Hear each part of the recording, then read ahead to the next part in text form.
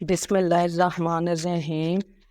حضرت ایوب علیہ السلام کا شمار انبیاء کرام علیہ السلام میں ہوتا ہے، جنہیں اللہ تعالیٰ نے بے شمار نعمتوں سے نوازا تھا۔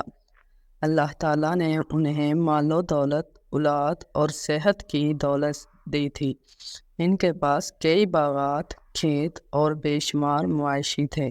ان کی زندگی آرام دہ اور خوشحال تھی اور انہیں معاشرے میں عزت و وقار حاصل تھا، مگر اللہ تعالیٰ نے ان کے صبر اور ایمان کی آزمائش کا فیصلہ کیا تاکہ ان کی زندگی دوسروں کے لیے مثال بن سکے۔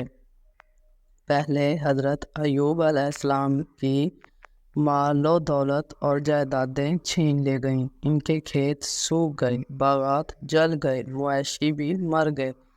لوگوں نے کہنا شروع کر دیا کہ ان پر اللہ کا عذاب ہو رہا ہے، اور اسی وجہ سے ان کی حالت دن بدن خراب ہوتی جا رہی ہے۔ اس کے باوجود حضرت ایوب علیہ السلام نے اللہ کی ذات پر توکل کیا اور شکوہ نہ کیا۔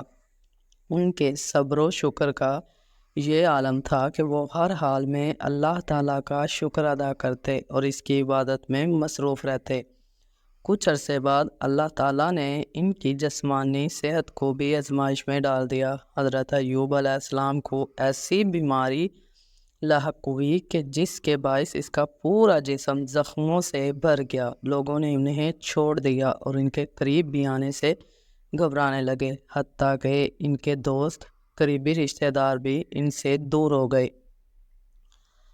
اب حضرت ایوب علیہ السلام کو بس اپنی بیوی حضرت رحمت کا سہارا تھا، جو ان کے ساتھ تھیں، ان کی خدمت کرتی رہیں اور ان کے لیے روزی کا انتظام کرتی رہیں۔ حضرت رحمت بھی اس حالت میں اپنی وفا اور صبر کا مظاہرہ کر رہی تھیں۔ انہوں نے کبھی اپنے شوہر کو تنگی اور مشکل حالات میں چھوڑنے کا نہیں سوچا، بلکہ وہ اپنی ہر ممکن کوشش سے ان کی خدمت کرتی رہی۔ حضرت ایوب علیہ السلام کی حالت دن بدن بگڑتی جا رہی تھی، مگر ان کے صبر اور اللہ پر یقین میں کوئی کمی نہ آئی۔ کئی سال اس حالت میں گزر گئے، مگر حضرت ایوب علیہ السلام نے کبھی اپنی زبان سے شکوے کے الفاظ ادا نہیں کیے۔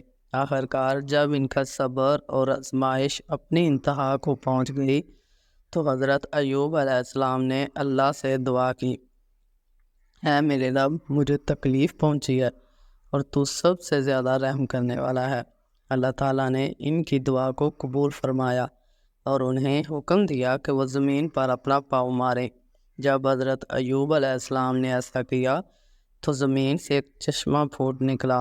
انہوں نے اس پانی سے غسل کیا، اس کو پیا۔ اللہ کے حکم سے اس کی ساری بیماریاں ختم ہو گئی اور وہ پہلے سے بھی زیادہ صحت مند اور توانا ہو گئے۔ اللہ نے ان کو نہ صرف صحت عطا کی بلکہ ان کی مال و دولت اور اولاد کو بھی پہلے سے دگنا کر کے لوٹا دیا۔ حضرت ایوب علیہ السلام کا یہ صبر و شکر لوگوں کے لیے ہمیشہ کے لیے مثال بن گیا کہ کس طرح مصیبت کے وقت بھی اللہ پر توکل رکھنا چاہیے۔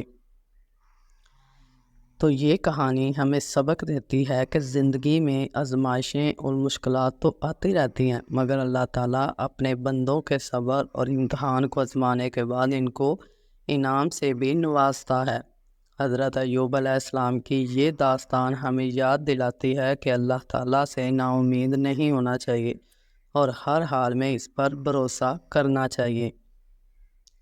تو اگر آپ لوگوں کو میری ویڈیوز اچھی لگتی ہیں تو پلیز میرے چینل کو سبسکرائب بھی کیا کریں اور شیئر بھی کیا کریں۔